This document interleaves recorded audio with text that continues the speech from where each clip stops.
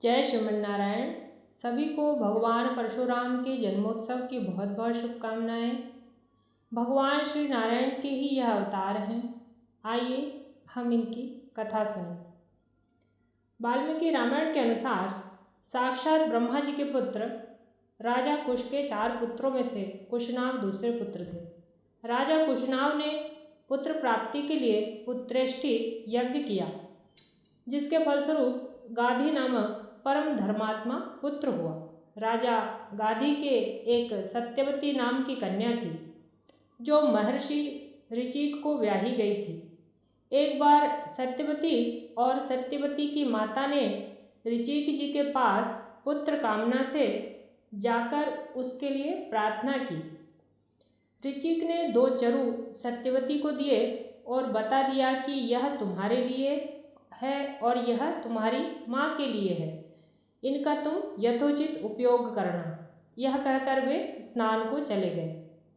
उपयोग करने के समय माता ने कहा, बेटी, सभी लोग अपने ही लिए सबसे अधिक गुणवान पुत्र चाहते हैं। अपनी पत्नी के भाई के गुणों में किसी को विशेष रुचि नहीं होती। अतः तू अपना चरु मुझे दे और मेरा चरु तू ले ले, क्योंकि मेरे पुत्र को तो संपूर्ण भूमंडल का पालन करना होगा और ब्राह्मण कुमारों को तो बल, वीर तथा संपत्ति आदि से लेना देना ही क्या है। ऐसा कहने पर सत्यवती ने अपना चरु माता को दे दिया। जब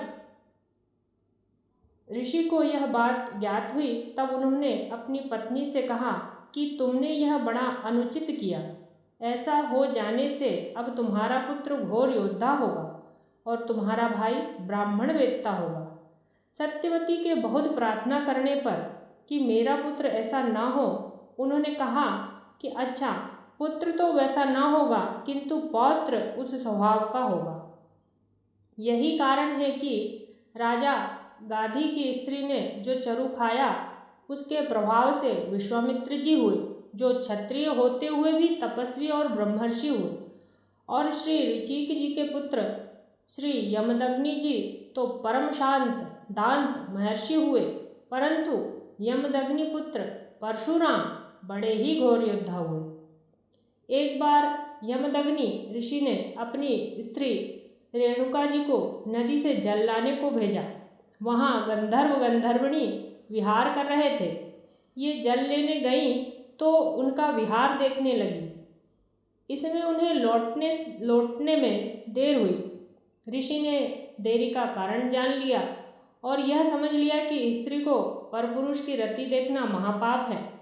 अपने पुत्रों को बुलाकर एक एक करके आज्ञा दी कि माता को मार डालो, परंतु मातृ स्नेहवश 7 पुत्रों ने इस काम को करना अंगीकार न किया। तब 8वें पुत्र परशुराम को आज्ञा दी कि इन सब भाइयों सहित माता का वध करो। इन्होंने तुरंत सबका सिर काट डाला। इस पर पिता ने प्रसन्न होकर इनसे वर मांगने को कहा।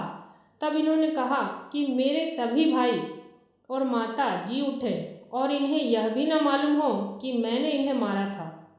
हमको पाप का स्पर्श न हो, युद्ध में कोई मेरी बराबरी न कर सके, मैं दीर्घ काल तक जीवित रहूं। महातपस्वी यमदग्नि ने परशुराम को सभी वर दिए।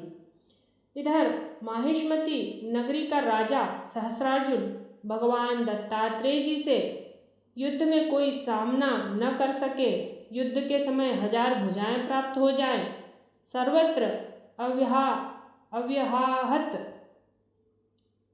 गति हो आदि वरदान प्राप्त कर उन्मत्त हो गया।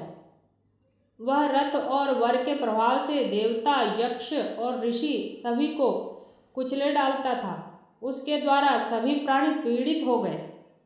एक बार उसने केवल धनुष और बाण की सहायता से अपने बल के घमंड में आकर समुद्र को आच्छादित कर दिया।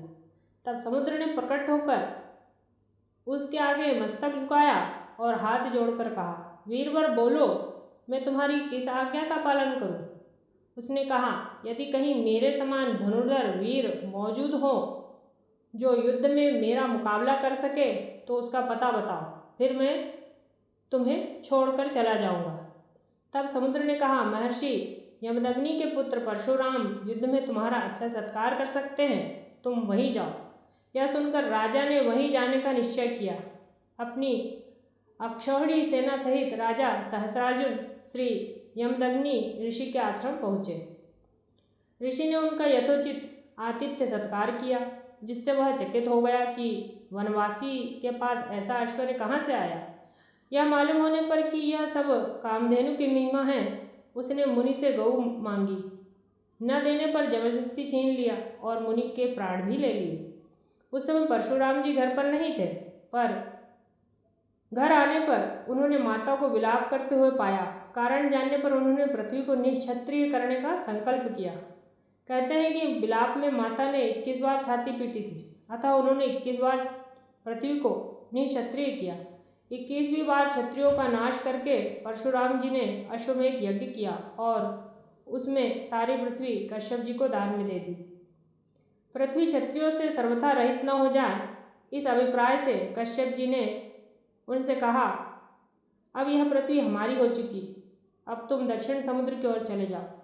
चूँकि परशुराम जी के पूर्वजों ने भी यह संहार कार्य अनुचित कहकर परशुराम जी को इससे निवृत्त होने का अनुरोध किया था और कश्यप जी ने भी पृथ्वी छोड़ देने को कहा, अतः परशुराम जी दक्षिण समुद्र की ओर चले गए।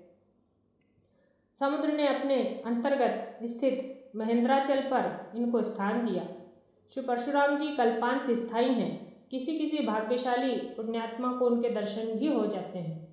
परशुराम जी कलयुग में भी जीवित हैं। आप सभी को यह कथा कैसी लगी कमेंट जरूर करें, सभी को शेयर करें। जय श्रीमन नारायण।